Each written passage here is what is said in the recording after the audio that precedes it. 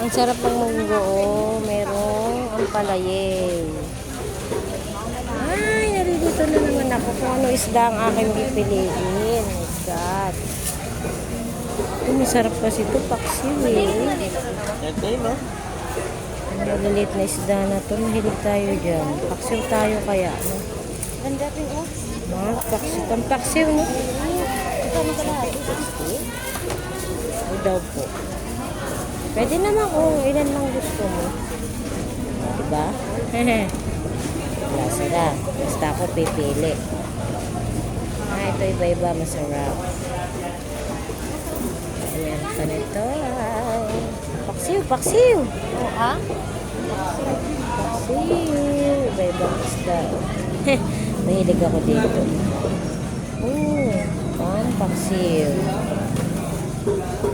Haluan natin ng sap-sap. Tayo nalilit. Ito, patingin magkano to?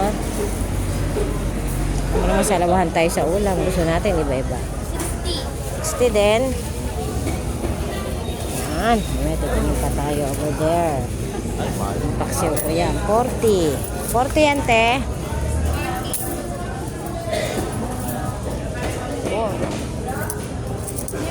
Ito kulang ko. Iba guys, 50 lang. Ay, 60 lang. Up, kasi tayo lang naman. Oh, yun ako yung isda, yung guhit-guhit na yan. Wow. May isda na naman again. My goodness. Oh my God. Paksiw, may pampaksiw na ako. Meron na akong crabs. Ano pa ba? My goodness. Hindi naman kumakain kasi yung anak ko na itong sinabawang hipon. Luntik na batang yun. Sarap yun. Sinigang. Sinigang ng hipon. Dali, ito sa pala.